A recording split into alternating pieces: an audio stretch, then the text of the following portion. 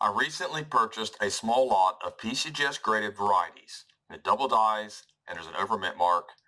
I want to share those with you. I'm going to use my new microscope that I had in one of my videos or a couple of my videos to show you up close what the double looks like on the coins. And also we're going to talk about the values and how much they're worth. Now, if you're interested in any of these coins, go over to portsmouthcoinshop.com. We currently have auctions up. We also have these listed. Over here is the newer item which show each one of these that are listed on the site. Also, if you need help with coins or just want to share something, come over here to Coin Help You Community, post an image and ask your question, or you can use our app. This is the website. I have a link in the description and a pinned comment. You can come over here and you can download it on your phone if you want, or you can just go through the site and take a look. We have coin die types and recent discoveries, and also just different mint errors that you can look at and see the values. So let's start looking at these. This is the 1871. It's a 3-cent nickel, and it is a triple die verse, the FS101, which is Favi Stanton. That's the acronyms of the last names of the individuals, well, who wrote the Cherry Picker's Guide. Anyway, this one is obviously on the verse. You see the coin is AU50 by PCGS. And here's the reverse. And here's the up-close images. Now, what we're looking at, a lot of people are going to be like, that looks like strike doubling.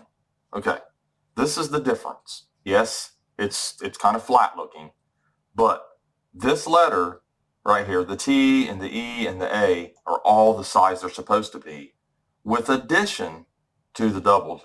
If this was strike doubling, then it would have cut into this and made this smaller with a flat shelf life next to it. Okay, so you'd have a flat shelf-like appearance, but it would also be smaller. It would not be larger. So you've got your regular size A plus an extra doubled A here. Okay, that's how you know the difference. And here is the United. So this is what you look for. If you're looking for the 1871 double die verse, you would look for these, what they call pups, which is pickup points, the areas where the coin is doubled.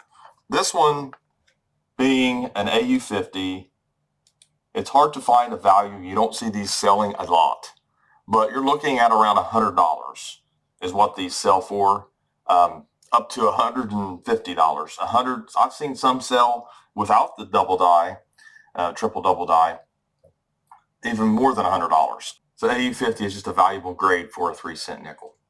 Here we have an 1894 over 1894. And it's the repunched date, FS301 and S1. Now that's, or the S stands for Snow. Snow is a coin dealer, Eagle Eye Rare Coins, writes books on this stuff. So here's the coin in the holder, and here's the reverse in the holder. And then here's an up close of the date. As you can see, microscopes can be beneficial if you know what you're looking for, you know what you're looking at. The value for this is around $132 retail.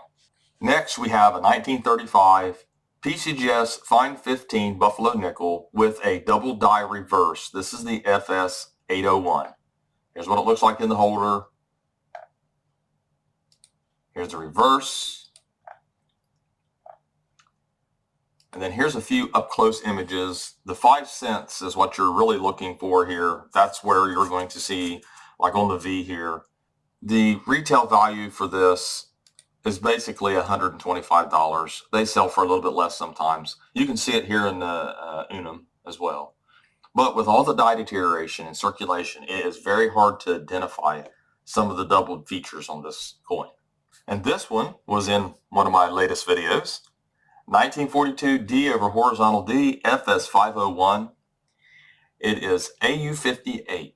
These can still be found, I tell you. But this is a really nice looking coin. It's real close to mint state, and it might get a mint state if you're on resubmission. Who knows? But it really jumps. It almost doubles in money whenever you go from AU58 to MS63. So this one's basically $500 and some dollars. I'll show you the mint mark here. This is what you look for right here. As you can see, it's horizontal. You want to see something inside here. A lot of times there'll be debris that'll get in the way. So the higher the grade, the easier it is to identify these. Might have to take a little toothpick, get some of the debris out of there, just so you can actually see the mint mark and see what's inside and the edge of the mint mark here, because you see part of the D here. This one's a 1944 D. This is the over mint mark, D over S, FS 512, graded AU 58.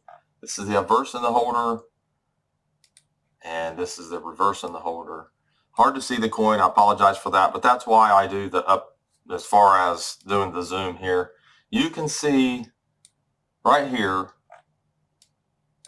the part of the S. So you see the D over the S here. That's what that looks like. And you're looking at a value, around $54 average. Sometimes they can sell a little bit more, sometimes a little bit less. Just depends on the eye appeal of the coin. Here's a 1960 PR64 red triple diverse FS 103. You can find varieties in these proof sets. You're going to see some modern proof coins coming up here, and you can see that they're worth looking for. It's hard to see through the mint cello, but it is worth doing if you can find something like this. So this is what it looks like, the verse in the holder there, and then here's the reverse in the holder. Then here's the date, and this is what the date looks like. Now this is the doubled feature, these here, and then here's the 9. There are other areas that show some double die, but like on the Y, but it's hard to get past the reflective doubling that you see because there's a lot of reflections going on here, so it's not easy to take an image of this. But I try to get up close as I can. You're looking at thickness of the letters. You see a little bit here and on the U. So try my best to kind of show it. Kind of hard to do with proofs though, as you'll see here coming up. Now this is the biggie. This is the one you want to find and look for on a continuous, regular basis. I don't know if any of them has been found recently, but there are all kinds of 1961 proof sets out there that's unopened. There are common date, but this is the 1961 DDR on a Franklin half dollar, the FS 801. It's proof 65. This one is very valuable. PCGS has it listed at $3,200. That's their retail price, but you're looking at a coin that could $2,500 to $2,900. And here's the reverse. We'll take a look at some of the doubled features here. As you can see right here is a little notch up here. Like I said, it's very difficult to take images of proof double dies. It's not easy at all. Here's the S, you can see. And then here's where you really want to look. You're looking at the United. You can really see it here at this angle and in the E pluribus unum.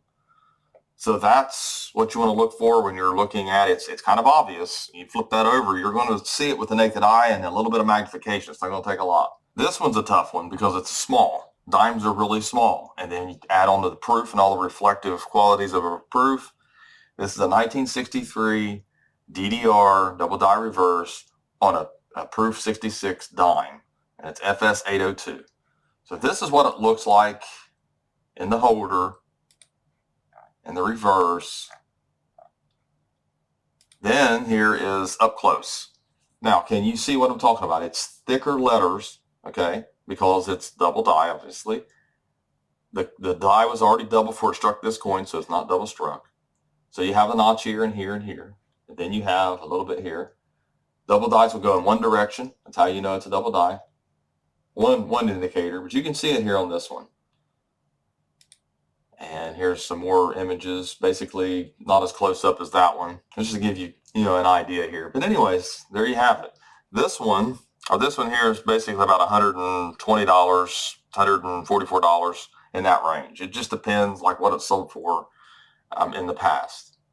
That's how you value these. Here's a really difficult one for me to photograph. I did the best that I could. It's a 1963 double die reverse quarter, Washington quarter, FS 802, and it was graded PR 66 by PCGS. So here's the image in the holder. Not bad. You can see the condition there. It's not a bad looking coin at all. It's nice. And here's the reverse, and you're going to see anything in this image. So I had to do some microscope up close. So you can see right here, and it's the direction that it's in. Once you know the direction that the double die was doubled, basically, or how it was rotated, or whatever, counterclockwise, clockwise, then you can start seeing and where the double die is at, and also how to take images of it. So you can see it here, here, and here. So you can see it there. I got a few more images. It's hard to see this, but you can see a little, mostly thickness of the letters. But I understand people finding stuff like this, trying to post images in our help community, and it's like, how do you do this? Because Coin Help You community, if you have questions about coins, you can post your images there. And I know it's not easy. Sometimes it's not. Here, you can see it here. So I did several images of this to try to show it, and actually they turned out better than what I thought being on the big screen here, because I have large screens for my computers. So here's some more images of the reverse. A lot of people pass up looking at the reverses of coins. They don't look at the reverse as much as they do the obverse. Sometimes you can pass things up like this. So double die reverses are sometimes not identified as frequently, not as popular. So here we have another proof. This is a 1964 Jefferson nickel. It's the triple die reverse FS801 PR66. So let's see what the images turned out on this one. There's the obverse, and here's the reverse. So let's take a look at the images that I did on the microscope. So you can see it. 1, 2, basically, you can see it's the triple there a little bit. But again, the reflective quality of this makes it look like it's strike doubled some or die deterioration, because there is a lot of die deterioration on Jefferson nickels. Not so much on the proofs, but you get what I'm saying. You can see that it is a double die, but I'll tell you, these letters are so thin to begin with. I try my best with the images. You can see it here.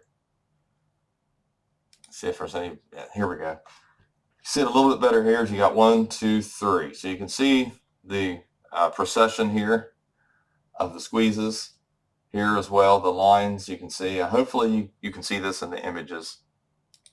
Doing my best here that I can. Now I have a 67 here. I have 66 as well, and these are basically for the 66, the value, around $300, and the 67, PR67 is around, 775 average, I think it is. So these are pretty rare and valuable to find these. I know a lot of people don't collect nickels, but that's basically, you have to go to the sold auctions, and that's basically how you value these. So there you have it. Those are the varieties, what double dies, real good images of double dies. That ought to help some of you with double dies. It just, not in the fact that I bought these and I'm showing off a little bit what I bought, but also just showing you the images of these. It's very difficult for a lot of people to understand how a double die is created and what it looks like, because you've got to turn it in your hands. You've got to look at it at different angles. You've got to know what class double die it is. It's so important to know that. Then you know the direction, counterclockwise, clockwise, northeast, south, and all that. If you know that, then you can kind of turn that coin and you can see it a little bit better. So maybe that's something new that you can learn. So thanks for watching my latest video. Please like, share, comment, subscribe to my channel. Go over to portraitscoinshop.com if you're interested in these coins, and have a great day.